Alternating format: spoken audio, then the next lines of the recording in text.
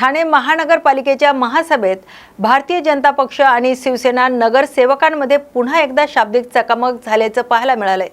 विषय पत्रिकेवरून दोन्ही मित्र पक्ष आमनेसामने आल्याने काही काळ सभागृहात तणावपूर्ण वातावरण निर्माण झालंय।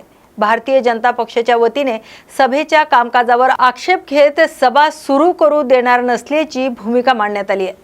त्यानंतर शिवसेनेच्या वतीने सर्व विषय मंजूर करून सभा राष्ट्रगीताने समाप्त करण्यात आल्याचा आरोप उपमहापौर कृष्णा पाटील यांनी केलाय। दुसरीकडे सभागृह नेते हनुमंत जगदाळे यांनी सर्व कामकाज नियमानुसार पार पाडल्याचं स्पष्ट केलंय। सर्वपक्षीय बैठकीत आधीच कामकाजाचा क्रम निश्चित करण्यात आल्याचं सांगत विनाकारण गोंधळ घालून वातावरण खराब करण्याचा प्रयत्न होत असल्याचा आरोप त्यांनी केलाय। दरम्यान नगरसेवक विकास रेपाळे यांनी युती धर्म पाळत सभागृह चालवला जात असल्याचं म्हटलंय, तर नगरसेविका मीनाक्षी शिंदे यांनी युती धर्म पाळण्याची जबाबदारी दोन्ही पक्षाची असल्याचं सांगत मित्र पक्षालाही टोला लगावला। असं वाटतं की महासभेच्या पूर्वी गटमीटिंग ही होते आणि प्रत्येक महिन्यामध्ये ह्या सगळ्या प्रोव्हिजन झाल्यानंतर महासभा ठेवली जाते। पण गेली 3 महिने सातत्याने आम्ही बघतोय की विरोधी पक्ष जेवढा आक्रमक नाही आहे तेवढा BJP युतीत राहून प्रत्येक वेळी गोंधळ घालण्याचा प्रयत्न करतोय। मला त्यांची मानसिकता कळलेली नाही आणि आज मला बाहेर आल्यानंतर कळलं की त्यांनी शिवसेना मुर्दाबाद ह्या घोषणा केलेल्या आहेत। तर खरं तर युती धर्म फक्त आम्हीच पाळायचा आणि त्यांनी पाळायचा नाही असं जर ठरवलं असेल तर मला असं वाटतं त्यांनी आमच्या सत्तेतनं बाहेर पडणं योग्य असेल माझ्यासाठी तरी। कारण खुर्चीत बसून जर ते आमच्या विरोधात जर बोलत असतील तर हे चुकीचं आहे। कारण गट मीटिंगमध्ये ठरल्यानंतर अशी विरोधी भूमिका ते मांडत असतील तर हे साफ चुकीचं आहे असं मला वाटतं। राष्ट्रगीताचा देखील अपमान केला, काही राष्ट्रगीत दिलं सुरू केलं तुम्ही आणि त्याबद्दल आपले विचार रेटून देते आणि राष्ट्रगीतामुळे सगळ्या विषयांना पडदा पडतो। मला असं वाटतं की सभागृहामध्ये सभागृहाचं पावित्र्य पाळण्याची फक्त शिवसेनेने ठेका घेतलेली नाही, त्याच्याबरोबर सभागृहात जेवढे नगरसेवक आहे सर्व पक्षीय त्यांनी देखील तेवढी सभागृहाची सभ्यता पाळली पाहिजे। आपल्याला जर विषय पत्रिकेवरती जे विषय आहेत ते जर शांततेने सगळ्यांनी जर केले तर मला असं वाटतं सुरुवात जर तुम्ही केली नाही तर त्याला दुजोरा दुसरा कोणी देणार नाही। आपल्याकडून सुरुवात होते म्हणून प्रत्येक वेळी ह्या 3 महासभा आम्ही बघतोय की ह्या गोंधळातच गेलेल्या आहेत आणि ह्याच्या मागचं कारण फक्त BJP राहिलेली आहे। हे का राहिलेले आहे मला आजपर्यंत कळलेलं नाही, कारण युतीत असताना देखील आपण विरोधी आहोत हे भास नेहमी ते आम्हाला जाणीव करून देतात आणि आज तर त्यांनी प्रामुख्याने शिवसेनेच्या विरोधात घोषणाबाजी केली तर ह्याच्यावरनं दिसून आले की एकीकडे तुम्ही सत्तेत पण राहताय आणि आमच्या विरोधात देखील बोलतायत, तर ही चुकीची पायंडा ते कुठेतरी पाळतायत। आणि मला असं वाटतं की राष्ट्रगीताचा अपमान कोणीच केलेला नाही आहे। विषयपत्रिका वाचून झाल्यानंतर प्रश्न उत्तराचा तास जसं त्यांनी गट मीटिंगमध्ये ठरवलं होतं त्याप्रमाणे गट मीटिंगमध्ये झालेल्या वाक्यावरतीच महापौरांनी जसं रुलिंग दिलं होतं त्यानुसार प्रश्न उत्तर हे शेवटी घेण्यात आली होती। पण ती प्रश्न उत्तरं पण त्यांनी उत्तरं त्यांच्या वाघबाईंचंच मला असं वाटतं एक प्रश्न होतं आणि त्याला देखील त्यांनी म्हणजे प्रश्नाला काहीच हे केलं नाही आणि त्या गप्प राहिल्या आणि पुढे प्रश्न उत्तर होऊन दिली नाही। मग शेवटी असंच बसण्यापेक्षा राष्ट्रगीताला सुरुवात झाली, कोणीच राष्ट्रगीताचा अपमान केला नाही। राष्ट्रगीत चालू झाल्यानंतर मला असं वाटतं त्यांनी देखील उठून राष्ट्रगीत बोलले। हे सगळं झाल्यानंतर जर ह्याचा अवमान झाला म्हणून ते जर बोलत असतील तर मला असं वाटतं हे चुकीचं आहे। मला असं वाटतं पक्षश्रेष्ठींकडे सांगायची गोष्ट नाही, ह्या सगळ्या गोष्टी पक्षश्रेष्ठींपर्यंत पोहोचतात। पण मला असं वाटतं पक्षाची निष्ठा म्हणून आम्ही जर काम करतोय आणि युती धर्म जर आम्हाला पाळायला शिकवलंय तर त्यांच्या पण नेत्यांनी त्यांना त्या सगळ्या गोष्टींची सूचना दिली पाहिजे, नाहीतर सरळरित्या मला असं वाटतं विरोधी बाकावर बसणं त्यांच्यासाठी योग्य असेल। एक एकदम क्लिअर आहे, ज्याचा उल्लेख माननीय महापौरांनी सभागृहामध्ये केला की महासभेच्या अगोदर सर्वपक्षीय गटनेत्यांची बैठक होते आणि त्या बैठकीमध्ये सभा कशा प्रकारे चालवायची या संदर्भाचे निर्णय होतात। त्या सर्वपक्षीय गटनेत्याच्या बैठकीमध्ये माननीय महापौर महोदया, सभागृह नेता, विरोधी पक्ष नेता आणि सर्व पक्षाचे गटनेते त्या ठिकाणी हजर असतात।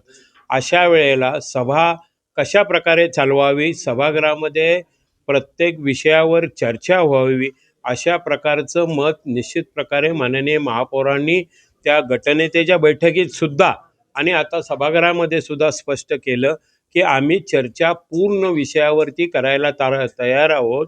1 दिवस नाही तर 4 दिवस जरी सभा चालली त्यासाठी सुद्धा आम्ही तयार आहोत। परंतु या ठिकाणी पहिली लक्षवेधी एक आलेली होती, ती लक्षवेधी चर्चेला घ्यायची. त्याच्यानंतर सभागृहाचा जो अजेंडा आहे त्या सर्व विषय मंजूर करायचे आणि त्यानंतर त्या दिवशी जरी वेळ अपुरा राहिला तर नंतर मीटिंग घेऊन त्या ठिकाणी राहिलेले विषय व प्रश्नोत्तर संपूर्ण घेण्यासंबंधीचा निर्णय हा सर्वपक्षीय गटनेत्यांच्या बैठकीत झालेला असताना मुद्दामहून या सभागृहामध्ये सर्व विषयावर चर्चा होऊ नये आणि मुद्दामहून असा निर्णय व्हावा अशा प्रकारचं वातावरण तयार करण्याचं काम या मंडळीने केलेलं आहे आणि त्यामुळं नाइलाजास्तव या ठिकाणी आपल्याला ही सभा पार पाडावी लागली. यामध्ये कुठल्याही प्रकारचा माननीय महापौर आमच्या सर्व पदाधिकाऱ्यांचा मी सभागृह नेता म्हणून विरोधी पक्षनेता म्हणून आमच्या कोणाचाही असा मानस नाही की प्रत्येक विषयावर चर्चा होऊ नये, परंतु चर्चा होत असताना मला जे वाटतं तेच व्हायला पाहिजे असं जर कोणाचं मत असेल तर तसं ते सभागृहामध्ये होत नाही. सर्व पक्षीय गटनेत्यांच्या बैठकीमध्ये जो निर्णय झाला त्याची अंमलबजावणी होणं अतिशय महत्त्वाचं असतं आणि त्या दृष्टिकोनातून आम्ही पावलं उचलतोय आणि तशा प्रकारचा निर्णय माननीय महापौर यांनी सभागृहामध्ये जाहीर केला. आम्ही प्रश्नोत्तराला सुरुवात केली. प्रश्नोत्तराला सुद्धा प्रतिसाद न देता वास्तविक पाहता उपमहापौर हे पद डायसवरून त्या ठिकाणी बोलण्याचं पद नाही आहे. महापौर त्या ठिकाणी बसलेले असताना सुद्धा उपमहापौरांनी डायसवरून भाषण देणं हे सभागृहाच्या संकेतामध्ये कुठेही बसत नाही. ते संकेतसुद्धा आज या ठिकाणी पायदळी तुडवल्याचं आपल्याला पाहायला मिळालं. त्यामुळं सभा चालवणं ही जबाबदारी ही निश्चित सर्व पक्षांची असते.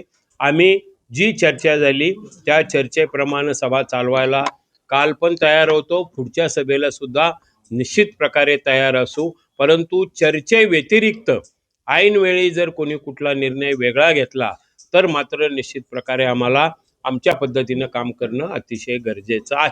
सर, महायुतीचा घटक पक्ष म्हटला जातो, मात्र आता त्यांच्याकडून शिवसेना मुर्दाबादच्या देखील घोषणा देण्यात आली. महायुतीचा घटक पक्ष असला तर उपमहापौर पद आहे त्यांच्याकडे. महापौर आहेत त्याच्या बाजूला उपमहापौर बसतात, म्हणजे घटक म्हणजे आहेतच ना. मग असं शिवसेनेच्या मुर्दाबादच्या घोषणा देणे कितपत योग्य आहे? तो त्यांचा विषय आहे ना, कुणाच्या मुर्दाबाद द्यावं. आम्ही दिली कुठली मुर्दाबाद? आम्ही शिवसेना जिंदाबाद म्हटलं. वास्तविक पाहता 76 सदस्य शिवसेनेचे आहेत. विरोधी पक्षनेता आणि सर्व मंडळी आमच्या बरोबर आहेत. आम्ही कुणाला मुर्दाबाद म्हटलं का? आम्ही नियमाप्रमाणे चालवतो. शिवसेना पक्ष स्वतःच्या बळावर नेहमीच अशी सभा रेटून नेते आणि सगळे विषय मंजूर करते असं देखील सांगतात. असं जर कुणाचं म्हणणं असेल तर माननीय महापौर यांनी सभागृहामध्ये असं निवेदन केलं असतं का? सभागृहामध्ये केलेलं निवेदन आहे ते, कुठल्या मीटिंगमध्ये नाही केलं, सभागृहामध्ये केलेलं निवेदन आहे की आम्ही सर्व चर्चा करायला, सर्व विषयावर चर्चा करायला तयार होतो आणि तसा निर्णय झालेला होता. हे महापौरांनी स्पष्ट केलं. राष्ट्रगीताचा देखील अपमान झाला असं राष्ट्रगीतेचा अपमान कसं होईल? ज्यावेळी सभा संपते त्यावेळी राष्ट्रगीत हे नियमाने घ्यावं लागतं.